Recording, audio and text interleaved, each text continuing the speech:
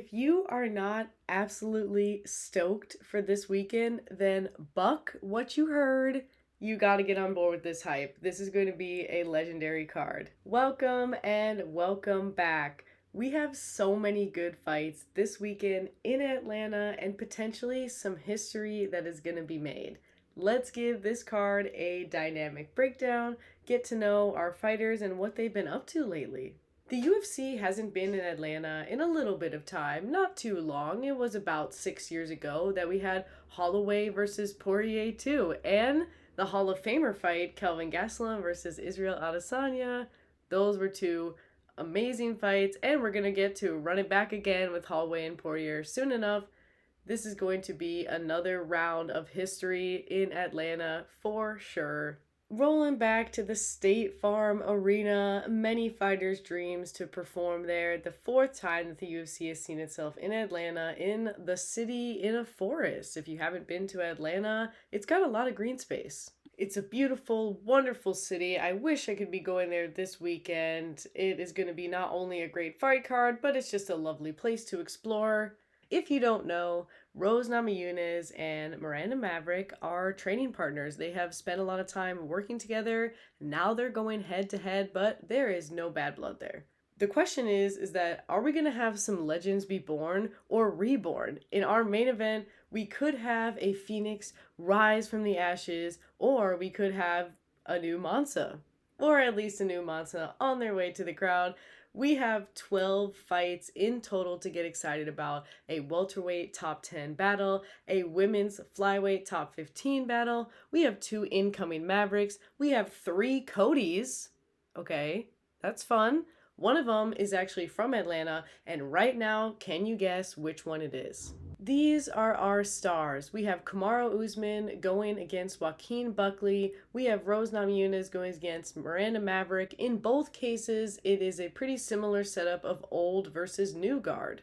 We are going to kick things off with a women's flyweight fight between Jamie Lynn Horth and Vanessa Demopoulos stepping in short notice in place of Teresa Bleda. Little Monster is moving up a weight class and filling in short notice for this one. She's actually also an author of a book called The Stripper Bible, which can, gives you a hint at her background. Fun transition. That's an athletic pursuit, so you got to give her credit for doing both. Honestly, love her. LFA champion. She made her way to the Dana White's Contender Series. She's from Ohio, and she's got that total born to scrap attitude. Used to get into fights as a kid.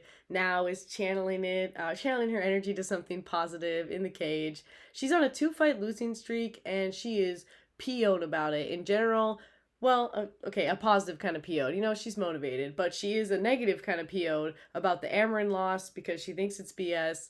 She's actually never been knocked out, and you can find her on that decision grind.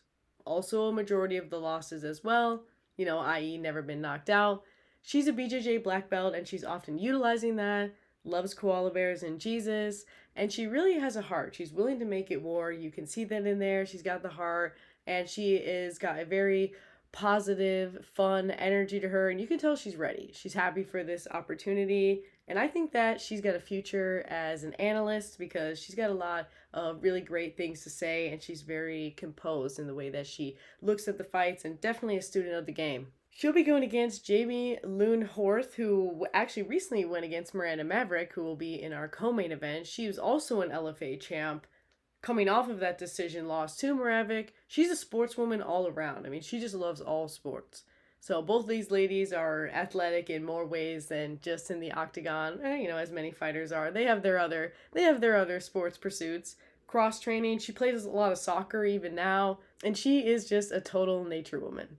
She's actually very, very tall, so she's definitely looking to be the bully in there, utilizing both her strength and her reach, which can assist her in this fight as well because Vanessa is a bit smaller. She's a very, very durable fighter, never been finished. This is going to be a great fight to start the night, a little bit of drama because Jamie has fought against Miranda, and Miranda really didn't like her performance even though she won, but Vanessa coming in short notice as well, which I think is going to give her a little bit of hunger, and she's got a chip on her shoulder trying to break that losing streak. So this one, Should be good. Good start. Then we have a men's welterweight fight with Philip Rowe against Ange Loosa. Philip, the Fresh Prince, he's so fun. I mean, he's from Brooklyn, so the Fresh Prince, that's a great name. Dana White's Contender Series alum. It's been split in the UFC. He's been a pro since 2014 though, so but he's been in all sorts of promotions before he made his way to the UFC. He's been all over, so he has a lot of really interesting experience throughout. He's a pretty tall guy, and he likes to keep the boxing and the stand-up, and he's always trying to study the game. He likes to keep it striking, but if he does make it to the ground, you'll find him in that rear naked choke. He's on a 2-fight decision skid. We can fix that. Previous 3 fights before then were a knockout, though, a knockout win. Philip is definitely somebody who can enjoy the struggle and he can enjoy the process. And he's just a fun, silly guy overall, but definitely puts on that finishing power when you get him in there.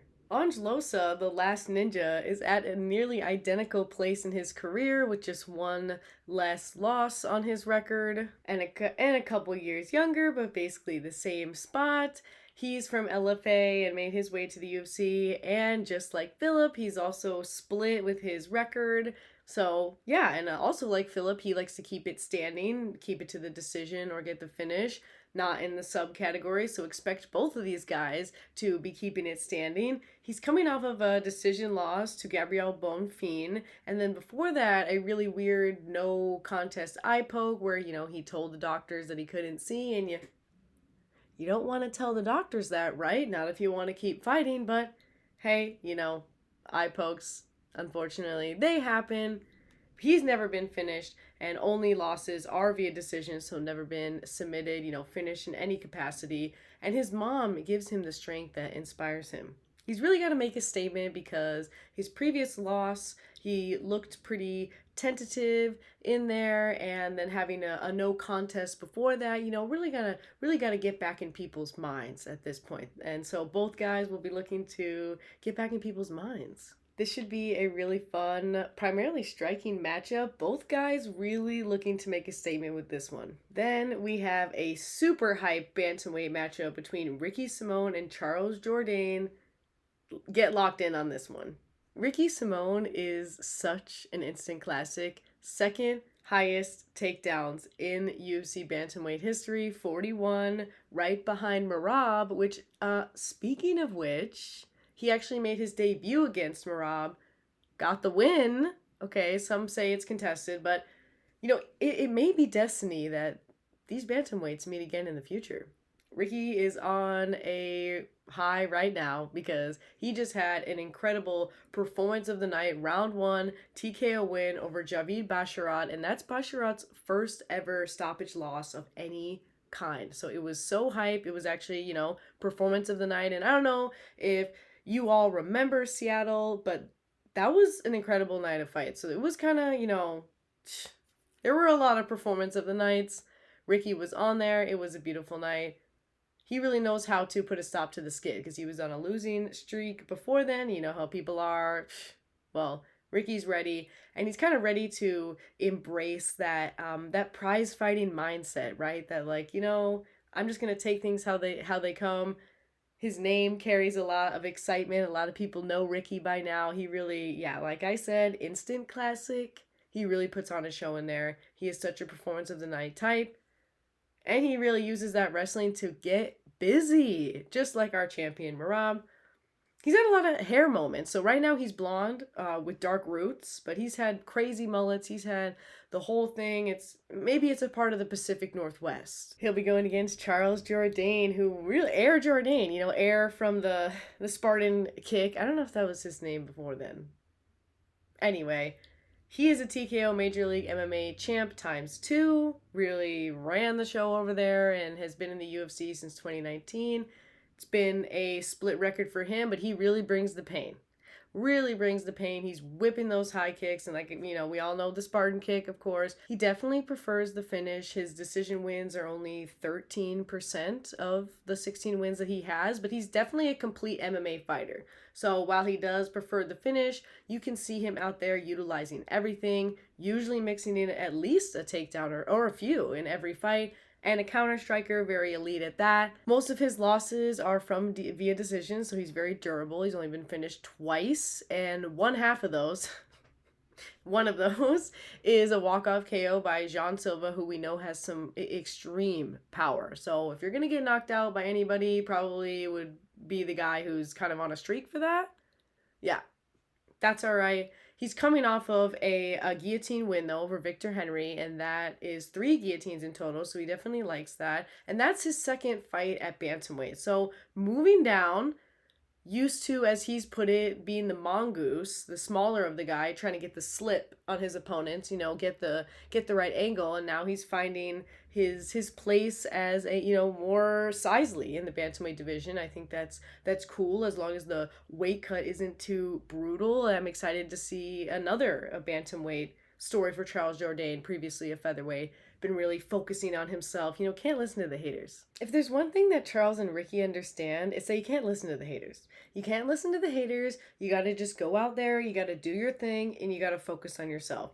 Both of these dudes know how to bring that performance of the night, that fight of the night type stuff.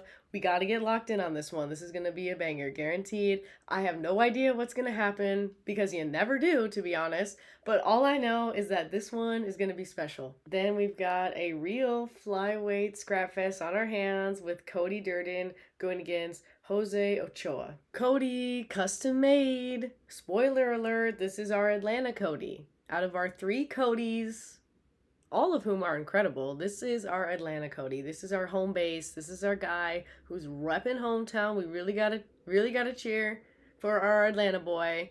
It's gonna be his 13th UFC appearance as well, so he is 100% a veteran. Custom made, family's gonna be there. That's really exciting. He's got a really solid wrestling foundation, but he's coming off of a loss to Joshua Van, who we just saw, killing it, continuing that beautiful reputation that he's garnering for himself for absolute activity.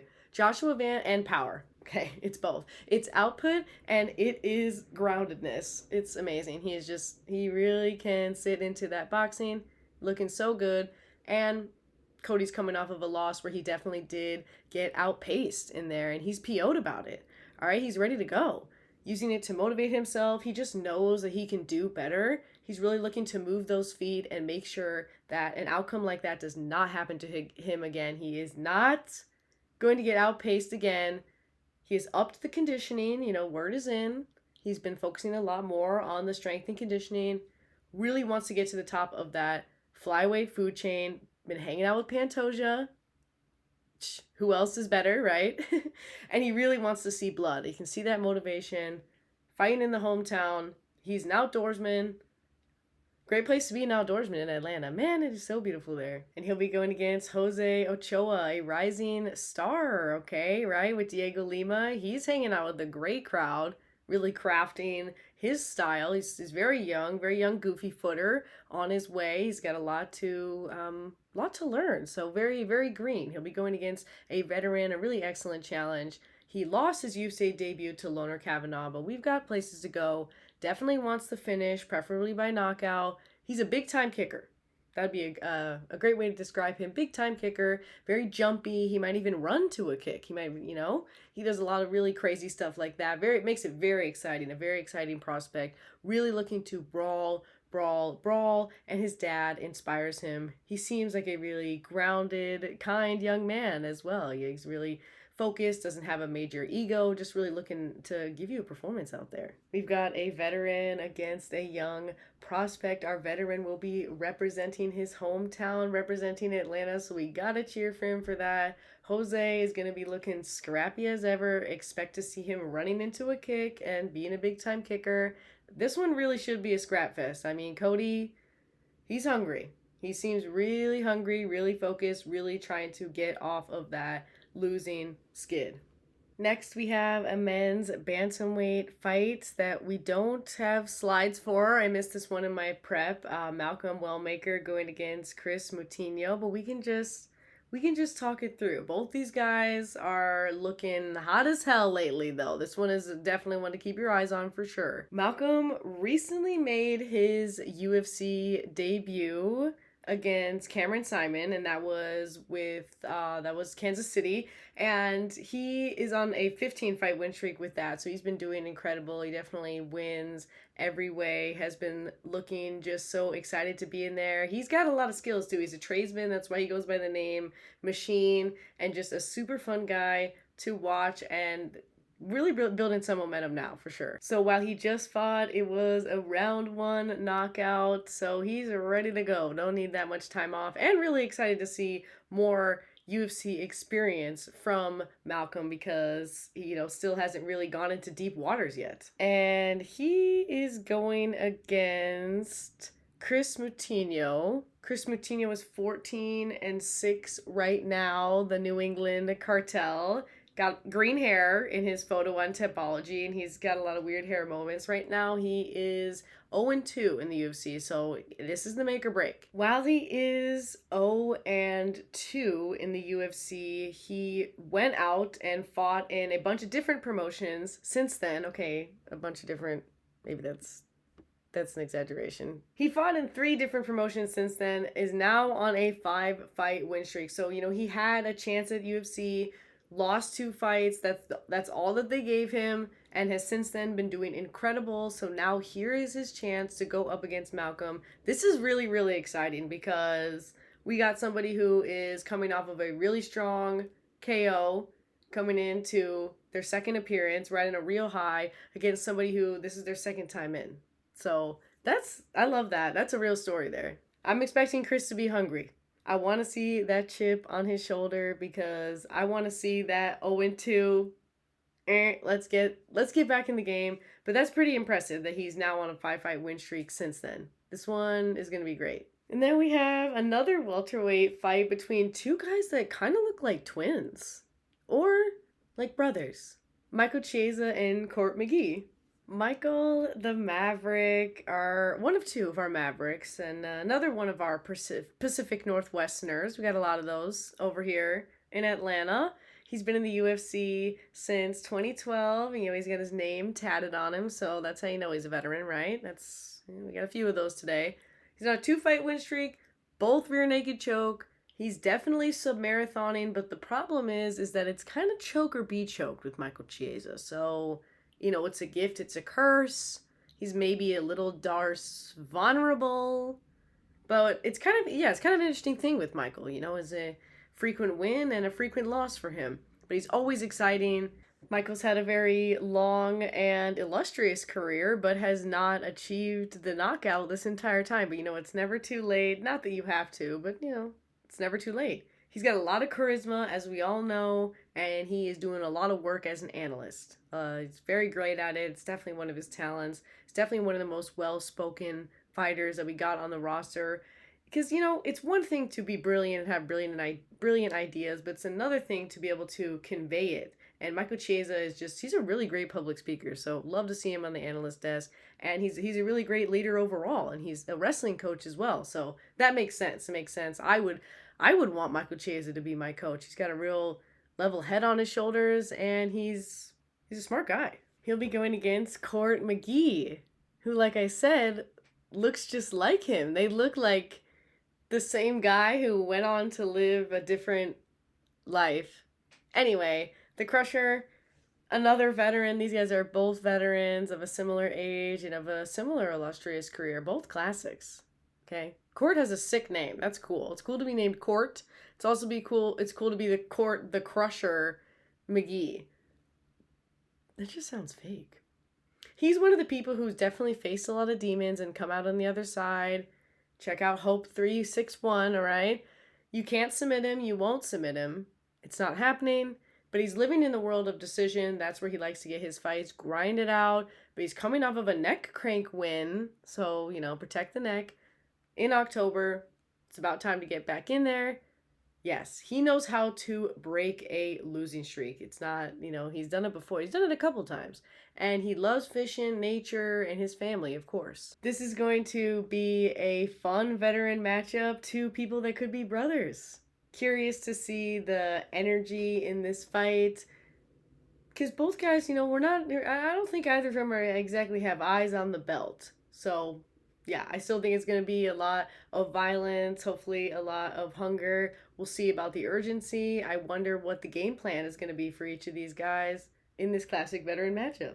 Then we make it to our featured prelim, Paul Craig versus Rodolfo Bellato. This fight was supposed to happen like 2 weeks ago. Anyway, it's rebooked for now. It was supposed to be a co-main and now it's a featured prelim. Paul Bearju Craig, UFC for a while, since 2016. He's currently on a 3-fight losing streak, coming off of a decision loss to Bo Nickel, which is unfortunately aging poorly.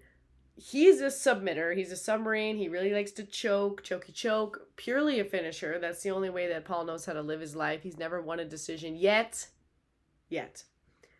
He has 11 finishes in round 1, so watch out early when it comes to Mr. Bearju. He's got a kung fu style, which can make you a little bit vulnerable, but that's all right. You know, you take a risk and you take the win, perhaps. And he loves hashtag black and white. You know, there's a photo of him in black and white. He's got a lot of those. He also has a podcast that he runs with Ross Cooper, and he's been blonde lately. I'm not sure what that means. Looks pretty cute with the nose piercing, but he's been blonde. He's a real advocate for healthy relationships with food. He's opened up a lot about how the weight cuts can kind of mess with you mentally. So he's a really down-to-earth guy. He's a down-to-earth guy, just a real pleasant person, and really puts on a show in there, you know, obviously with 11 finishes in round 1. Yikes. He's going against Rodolfo Bellato, the Tractor. It's a great name for him. He's got a very Tractor style in there. This is his 3rd UFC appearance. He's living in the world of TKO. He's never lost via submission or decision. So, you know, living in there in both ends, winning and losing. He's very clinchy, so watch out for the clinch. And he's coming off of a majority draw with Jimmy Crute, Absolute War. I mean, what a show. That was so much fun. He was the replacement fighter, so we got to give him credit for being an absolute gamer. He survived and came back from an absolute beating in UFC Austin in 2023, so watch out for Rodolfo to be the zombie. And he has a lot of moments like that in his fights where, yeah, it gets a little dicey, but he knows how to play dice. And he originally learned fighting to beat up the bullies, to get those bullies off of his back. Rodolfo definitely looking to gain some traction off of Paul Craig, who's a pretty big name in the sport and unfortunately on a losing streak. So we really gotta end that skid, Paul, and that's what Paul's gonna be looking to do, is get back in the win column and stop this prospect from using his name. This should be a really great one. This is, you know, I'm glad they were able to rebook this fight. It was unfortunate when it fell through. So here it is. This one is going to be violence. Is it going to be over in round 1? Statistically, maybe that's likely, but you never know. That means we made it to our main card. We have a top 15 ranking on the line in light heavyweight with Alonzo Menningfield versus Umar Sy. Alonzo Menningfield looking to retain that 15 ranking, atomic from Bellator, LFA. He's been in the UFC since 2019, been pretty active, 9-5 so far. He redeemed himself in the Dana White's Contender Series, you know, lost then won. He's seen a lot of hard times in life, you know, really been put through the ringer, but he's someone who's definitely really came back from that in many ways, and has a really beautiful soul. So he's faced a lot of adversity, and it's only warmed his heart. And he loves his family. They're all over his Instagram. He is just such a family man, and he is an absolute powerhouse. Alonzo Menningfield is knockout mostly, almost entirely. 10 of his wins are by knockout. Right now, he's coming off of a split decision win against Juicebox, who came in short notice. So we got a lot more to see from Julius Juicebox Walker. And before that, he was on a 2-fight knockout loss skid. So suffered a bit of adversity and not coming off of a super strong win. So it's time for Alonzo to get that hype back. We got to get some traction for Mr. Menningfield with criminal justice degree. The stakes are quite high. But at the same time, he is 37 years old, so maybe we are heading towards the tail end. But we got someone young and hungry who's trying to grab that ranking. Umar Sy from France. He's 29 years old and he is undefeated, so he's got that gift curse. It's a gift, it's a curse.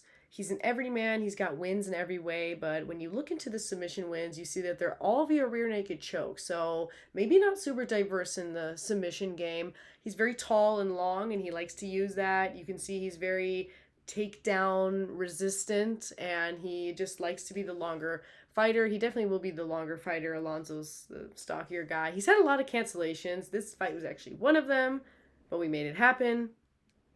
Yes, this is a huge fight for Omar Sy, who's definitely looking to, snatch that ranking, but also get a little bit of traction because Alonzo Menifield definitely has a name. The name sticks. Umar's still building his name. He's 29 years old, a lot younger of the fighter. Really big opportunity, and we haven't seen a lot of him in the UFC. So, yeah, this could be potentially a revitalization with Alonzo Menifield. We gotta get a statement win.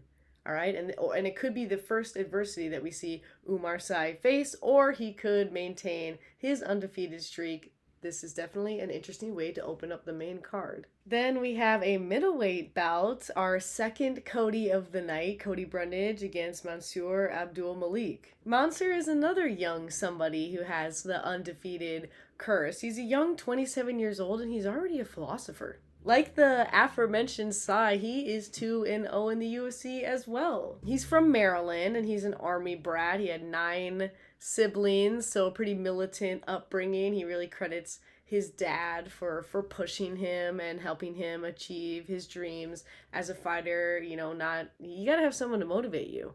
But he wanted to be a ninja early. The Ninja Turtles was a big influence of his, and he was wrestling by high school, but he didn't exactly want to wrestle.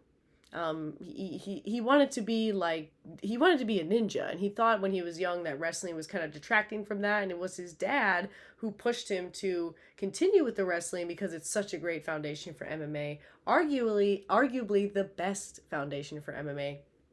Opinions. He's a hot prospect. He might be the hottest prospect on the card. It depends on who you ask.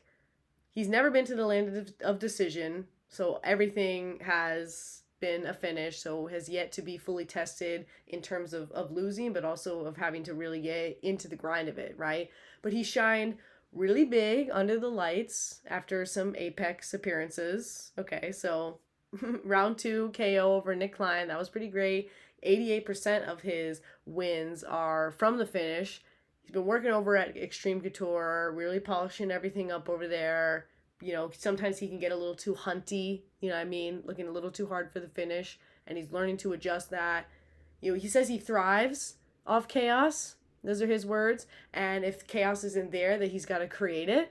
That's where he thrives. That's kind of fun. And he's really learning like a sponge, it seems. He's got a really, really great internal dialogue. He's saying, I feel, all the right things to himself, that, he's asking other people for their advice, for their wisdom. He doesn't feel like he has all the answers. It really shows he's just such a student. You see him there in his adorable glasses. He is a student, all right? He looks like a student because he is a student. But don't ask him about other sports. He doesn't know anything about football. I find that to be funny. I don't know a lot about football, but I just assume that, I don't know, all men watch football. He'll be going against our second Cody of the night, Cody Brundage. What a classic. Southern Belle. Cody is 5-5 in the UFC after joining in 2021. He's definitely a veteran in this case, within this matchup. Wrestling Foundation, NCAA wrestling. Okay, 96 wins in college, so a lot of wrestling experience. Absolute ground control and strikes. Lights out champion for both middleweight and heavyweight. And he's coming off of a really strong TKO win to Julian Marquez. That was very strong. Huge comeback. So Cody took some major damage and said, I'm not dying today. I am not dying today. And he had a major comeback. That's a fun spelling error. He's a really down-to-earth type of guy.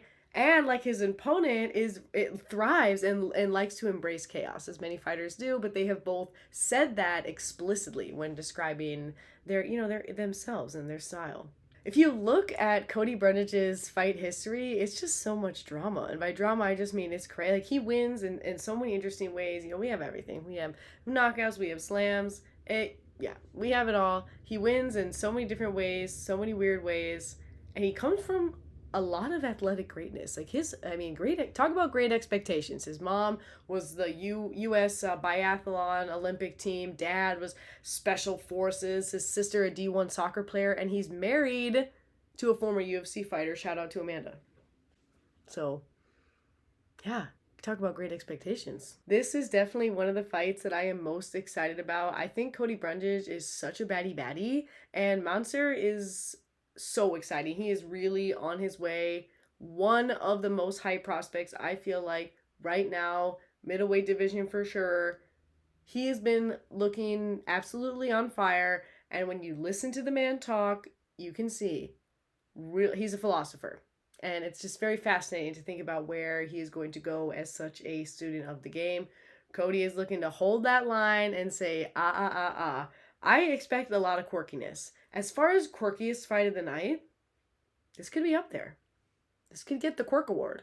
Then we have another middleweight matchup with Edmen Shahbazyan versus Andre Petroski. Edmen Shahbazyan, he reminds me of Arcanine. Don't ask me to explain it. Just look at the picture of the two of them next to each other and you'll get it. He's a karate guy, so he's got a really, really fun style. Armenian Cali boy. He started training at age 9, and then he transitioned to wrestling, so he's got a really good, solid foundation there. He's definitely a finisher, really powerful guy. He's got some sneaky power. He doesn't look like he would necessarily be a knockout artist, just kind of a little unassuming. I don't mean that as a diss, all right? 86% of those wins are from knockout. He came up in Dana White's Contender Series very early in the Dana White's Contender Series history. The 40 seconds in gets the KO, right? Okay. He made his UFC debut on my birthday, so he'll always be my little good luck charm. I don't know. This is his 13th UFC appearance, and he's 3-5 after a very, very strong 4-0 start. So, it's time. He's slowly building back that momentum, coming off of another round 1 TKO win. That's how he likes it, over Dylan Budka, who was cut, unfortunately, after that. He stands for peace, and he's found a new home at Extreme Couture and really leveling up his game there. We have some Extreme Couture stars on this card. And he'll be going against Andre Petroski, who came to the UFC in 2021, has been pretty active with an 8-2 record so far. He found MMA as opposed to being dope sick, as many people do, and he's actually very active in the recovery community, so he still has ties trying to help people. He hasn't just moved on and fixed his own life, but is looking to help others find that avenue as well. He's from tough, and he is so tough. He is on a 3-fight win streak. It's been looking really good for Andre Petroski. Very, very active in there. His NCAA wrestling is the way. NCAA is the way. He's hitting those Fury grappling matches in between fights, too. Staying active, always trying to practice that submission nastiness. He wins in all the ways, though. His only losses are via TKO or KO. And if you needed to install your roof, he can do that. Not saying he will, but he can. Two guys who are very takedown averse. Does this mean they will strike it out? Stay tuned. Then we have a men's bantamweight fight, and potentially our most famous Cody. Our most famous Cody Garbrandt against Raoni Barcelos. Raoni Barcelos has unfortunately faced a lot of cancellations despite his veteran status, despite his illustrious career, his 8-4 very solid record in the UFC. It's, he's been a little bit in and out. His dad is his trainer and his inspiration, though. Fun thing to know about Raoni. And he's kind of a knockout or decision guy, not really a submitter, and is on a 2-fight win streak despite some, cancellations and some times in between then. And most notably, I'm sure this isn't a lot of people's recent memory, is his absolute domination over Peyton Talbot. Caused a lot of people to say some really nasty things about Peyton Talbot, which I think is a little silly. That's a little silly. So, yes, Peyton Talbot was absolutely smothered by Raoni Barcelos, but we have to give Raoni his flowers. Like, he is a complete MMA fighter, and that's why he was absolutely dominant in there, right? Not because Payne is a fraud or because Payne is a scrub, but how about on the flip side, Raoni Barcelos is very legit. He's very legit, and he's very strong. And he loves to get that arm lock, so just watch out there. But like we say, cancellation turbulence, so I think sometimes people don't they don't remember everything that Raoni Barcelos has done and just how his fighting style is a lot of durability, a lot of activity. And that's why he's going against established legend Cody Garbrandt, who has also kind of been a little out. He has a lot of cancellation struggles himself. So two veterans who know how to get it done, but have had some cancellation curses. Cody Garbrandt, Cody No Love, he made his way to the UFC in 2016, has been 9-6, but went on an absolute tear around the time of his entrance, and he was made his way to be the former UFC bantamweight champion. He was a very young champ. I think he was only 25 years old, something crazy. One of the youngest people to ever be champions. That's why he's only 33 now, and he's already done a lot of things. Never forget the Dominic Cruz fight. That is a forever classic in combat sports in general, MMA of course, but all combat sports. Cody Garbrandt, he's really known for that violence and for that drama in the cage, drama out of the cage. He really knows how to channel his anger and get it done. Sometimes you gotta throw technique out the window, but you gotta stand and bang. Cody Garbrandt is gonna stand and he's gonna bang. No love, no fear. He is just power 101. He's coming off of a round 2 rear naked choke loss to Figgy. But come on, man, it's Figgy. But it was kind of a while ago. But previously he had knocked out Brian Keller. Flush. He's really powerful. He's one of the most powerful bantamweights that we got in the division. But it's been interesting lately. We've had 2 cancellations since his loss. So it's been a while since we've been able to book him again. We're really excited to see Cody back, but lots of cancellations in general. So yeah, let's see if we are on our way into a little gaining back that momentum. Cody, our 3rd Cody on the card. How many Codys are there in this world? He loves motorcycles, very passionately. He's really big into motorcycles. This man is covered head to toe in tattoos. But let me tell you, if he's going to pick the tattoos or if he's going to pick the motorcycles, if he had to, he would pick the motorcycles. Because it's kind of a therapeutic thing. Just riding in the wind, feeling the vibes. I get that. He's also somebody who found MMA to stay straight. So, hence his affinity for meditation. That is going to be a guaranteed banger. We have both guys that have a pretty deadly arsenal. We have really missed Cody. I've missed Cody. Okay, it's almost been a full year. Wait, it's been more than a year.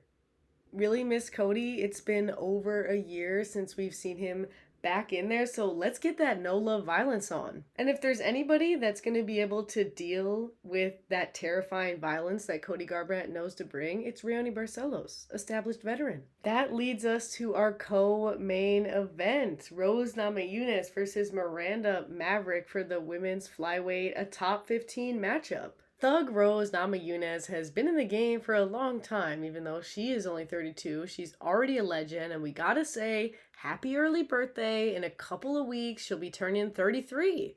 She comes from Invicta and made her way through Tough. She's such an interesting person. Makes a lot of sense why they picked her for Tough. She made her way to the UFC in 2014 and has a pretty strong record of 11-6 for 13-7 overall. She's finding a new home in flyweight because she was the 2-time strawweight champ, won and defended the belt from Weili, even though the last fight was split. Rose has accomplished a lot, and she has a very exciting style that comes from a karate and a taekwondo base. She's got a black belt in both of those things. Her stance is so fascinating. She's one of those people who you can show her fights to people who don't know anything about martial arts, and they'll be very perplexed by it because it's so cool. It's very interesting the way she positions herself. She's got a very in and out, elite counter-striking style and has a lot of performance and fight of the night awards because she is one durable, one baddie. She's only been finished 2 times in her career, one of each. She's coming off of a decision loss to Erin Blanchfield, and Erin Blanchfield is, unfortunately, we did not get to see that main event with Barber, but we know Erin Blanchfield is an absolute dog and that she knows how to put on the hurt. So, that's all right. It really just shows to where Erin Blanchfield is at. No credit taken away to what Rose can do.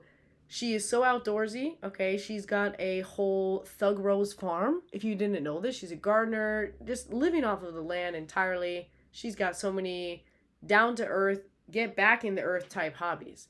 And she's been working with Jillian Robertson, so that's really fun. Getting extra submitty with it. And she'll be going against Miranda Maverick, the second Maverick. Fear the Maverick. That's such a what a great nickname, man. She is crafty. She is such a country girl, and if you don't know this by now, she is an entrepreneur. Okay, she has like 8 different. Okay, she's got 2 different established businesses and a lot of different side hustles, and she also works a different job, like remotely as a statistician with her master's in industrial psychology. Oh my word! And you want to know what else? She just became a mother. She just adopted a baby. How? Wow. So if you like pickles and if you like honey, check out Prowler Pickles and check out High Stakes Honey. We got to plug this. I mean, we hear a lot of the same things when talking about fighters, and I think that it's really important to highlight all of the unique and fun things that they do, and I actually am waiting for my order of Prowler Pickles and High Stakes Honey. Can't wait to check it out. Can't wait to review. We're going to do a review, all right?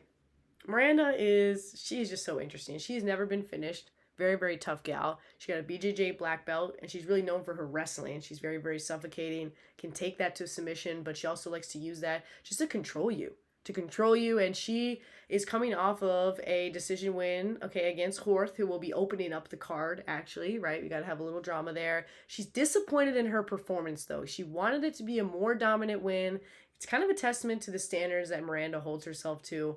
She's always improving, and she really likes fighting taller fighters. So I know she's, despite Rose and Miranda having been training partners, I know that Miranda is excited about the style matchup, about a chance to rush in and close that distance. She likes the taller fighters. And as mentioned, she's been side hustling since age 12. So she's also an artist. She's a beautiful artist. So if you want to check out her sketches, she's very, very talented at Maverick Masterpieces. So check out her Instagram. She's got her personal Instagram, and then she's got her Instagram for her art. Yeah, Miranda is she is on her way. She is on her way to the top 10, potentially, if she can get past Rose Thug Namajunas. Miranda is looking to get in there and slam Rose down and put the hurt on her, and she is looking to come for that top 10 spot. Thug Rose already cemented herself as a legend, looking to carve her path further in the flyweight division, and looking to tap into that Zen energy. You know Rose, she can get real zen about it. So this one's going to be interesting. Will we see a tentative Rose Namajunas trying to keep the distance, or will we see an embracing of the clinch? Because Rose likes the clinch. This will be a really exciting co-main event, a very interesting style matchup. Really happy to see Miranda Maverick back. She is so exciting. She is the new guard for the flyweight, attempting to take down the old guard. Not really for the flyweight, since Rose is more of a strawweight queen, but the more established veteran out of the 2 of them. And that leads us to our much anticipated main event. Joaquin Buckley against Kamaru Usman. Oh my gosh, a battle for, rankings, sure, top 10. But this is a battle for a place in history. It really is. Kamaru Usman is still holding on to that number 5 spot because he was welterweight domination.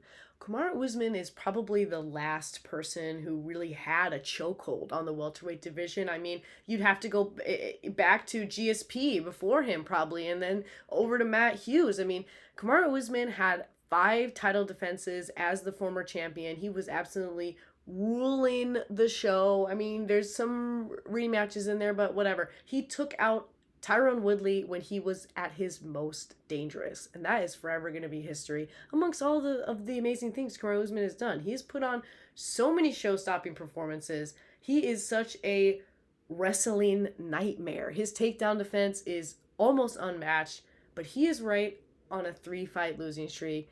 We got to save the whole people forget, right? We can't say that too many times, but people forget, okay? They do.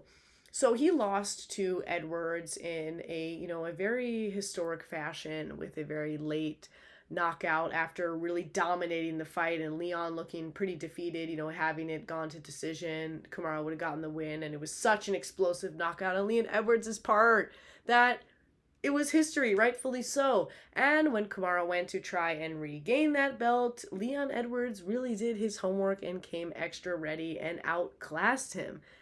That was pretty difficult. It was really tough spot to be in is for Kamaru Usman. Really dominant, losing the belt in a really spectacular fashion, not able to get it back, and then he does us all a beautiful favor, takes on the boogeyman that almost nobody will fight on 7 days notice. Okay, Hamzat, right? If you can't put the pieces together.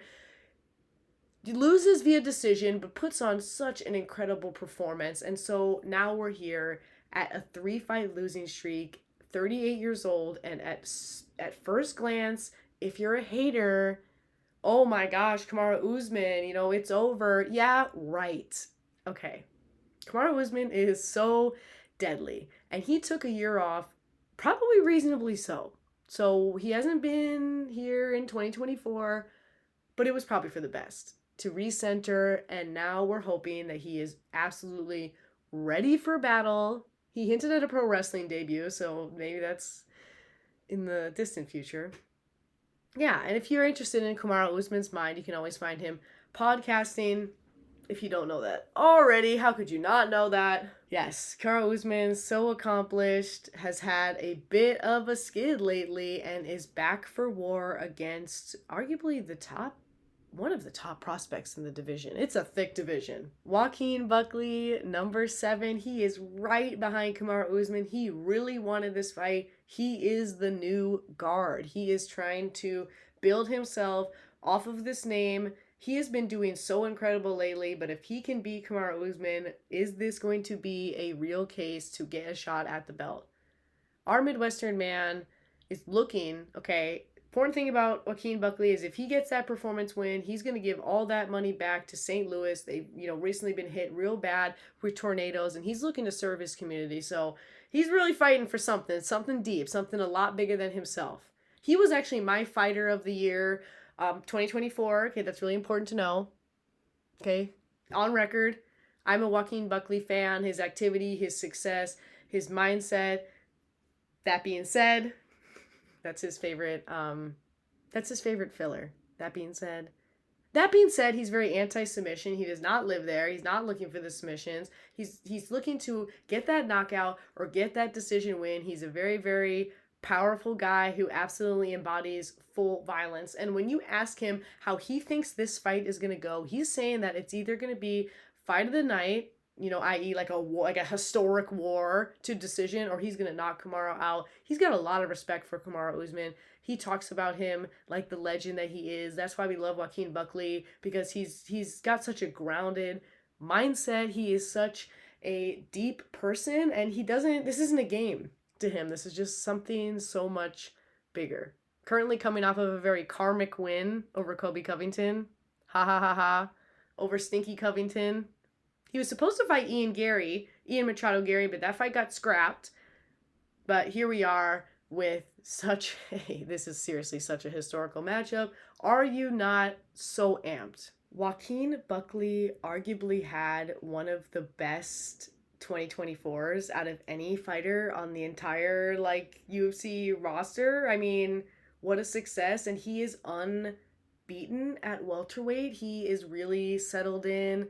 He is so focused. He knows Kamaru Usman is dangerous, and that 3-fight losing streak doesn't take anything away from what our legend has accomplished and how much this win is really gonna mean for the case for Joaquin Buckley to get a chance at the belt. Okay? Get out of the way, Islam. Joaquin is coming. Yes, I am really hoping and really expecting that this fight goes 5 rounds. I think that these guys are going to show us everything that they've got, that they are so durable, and we know that Kamaru Usman thrives at 5 rounds. Kamaru Usman is like Merab. He shines when you push him to the limit, and so I want to see those 5 rounds. I want to see that Kamaru Usman studying, adjusting with the fight as he goes, and I want to see Joaquin Buckley taking this so seriously. It's not a game. He is so hungry. He is ready to be new Mansa for real. This fight seriously is going to be historic. I think that it is going to blow our minds. If you are not having dreams about it already, then what are you doing? You're not manifesting correctly. This is really going to be such an incredible card. There are so many good fights all over this card. Atlanta, we get a crowd. Yes, get me out of the Apex. We get a crowd. We get so many beautiful fights. Seriously, so many amazing athletes. 3 of them named Cody. Which fight are you most looking forward to? It is really hard not to be most looking forward to this main event, but we have so many great fights. I'm ready for Ricky Simone again. Welcome back, Ricky. I am ready for all 3 Codys. Cody Brundage is always a personal favorite. Everybody. Miranda Maverick, what an interesting person. Rose Namajunas, what an interesting person. What interesting fighters. Come on. UFC Atlanta is going to be great, so let me know what fight you're most looking forward to. Here is our song of the week. You got to get ready. It is going to be incredible. That is all we have. Peace out.